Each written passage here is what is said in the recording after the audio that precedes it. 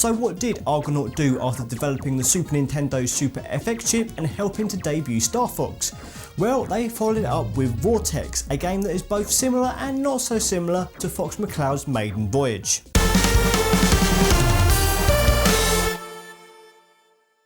Released in 1994, the year after Starfox and Stunt Race FX, Vortex was the next game to use the groundbreaking Super FX enhancement chip.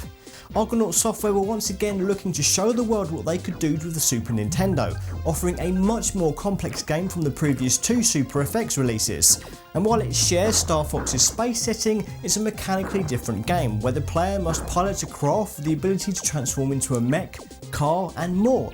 I mean, if only there was such a word to describe a craft, one that could transform. I don't know, maybe GoBot? This game is incredibly difficult. Now when playing this game for review, I started on normal and found even the first stage to be crushingly difficult. I moved difficulty settings down to easy and barely found it any easier. And it's this difficulty that colours this entire review, unfortunately.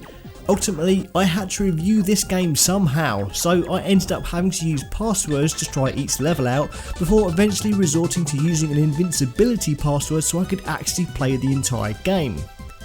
As mentioned earlier, your craft can transform in order to suit various tasks.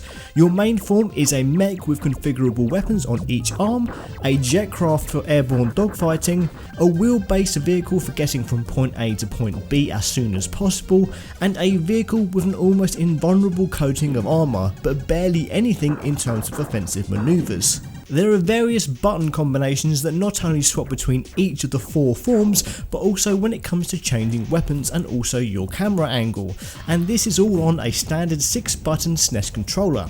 The result is a complex controller configuration that players have to wrestle with, and although there are some decent training levels to help ease you into how to pilot your craft, during periods of manic gameplay moments it is all too easy to do the wrong thing, and it's another thing to add on top of the insane difficulty.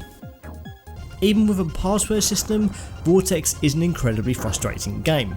The first level is a slow, boring tread through a straight space corridor, with a boss at the end that is so ridiculously tough for such an early stage.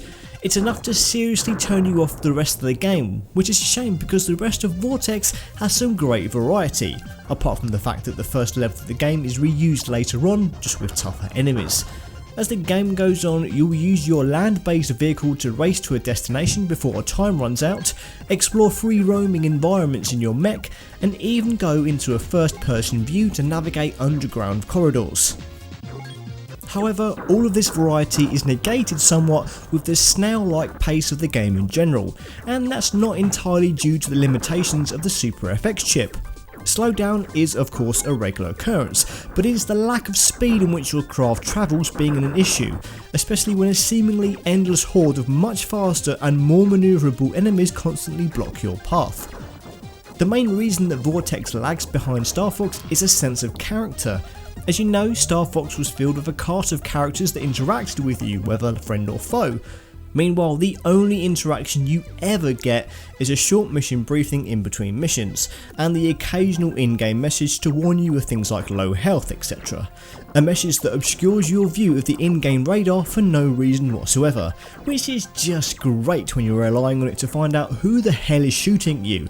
A clue: everyone. Still, at least the game is backed by a decent techno-style soundtrack that works well with the sci-fi setting, although the other sound effects are a bit generic. Vortex is a decent showcase of the Super FX chip, although most of the levels in the game aren't really too much to look at. Other than your mech and the game's bosses, it's really hard to make out what most of the enemies and objects are actually meant to be. Apologies to mention this again, but Vortex's difficulty is really out of line. One particular level requires you to memorise a sequence of patterns and fire at boxes in the order shown, which is okay when it's a string of 3 or 4 patterns to remember, but when it's 10, that's more than a little unfair. You don't really expect an action game to require you to write down strings of patterns in the middle of a game. This game is not hard in a well-designed difficulty curve. It's hard because every aspect of Vortex is against you, and that's very strange coming from the co-developers of Starfox, a game that was very accommodating of player ability. Free roaming areas are a great idea, as is the various forms your mech can take. The pumping techno soundtrack is also pretty darn good as well.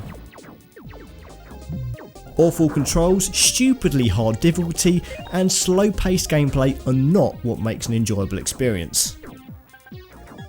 While some brilliant ideas almost elevate this to the level of the Starfox beta, the prohibitive difficulty completely ruins any chance of Vortex being enjoyed by all but the most dedicated of players.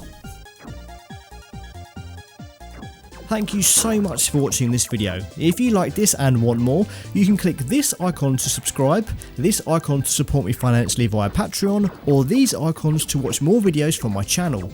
Why not take a few seconds to answer the question of the week in the comments, or just let me know what you thought of this video. See you next week.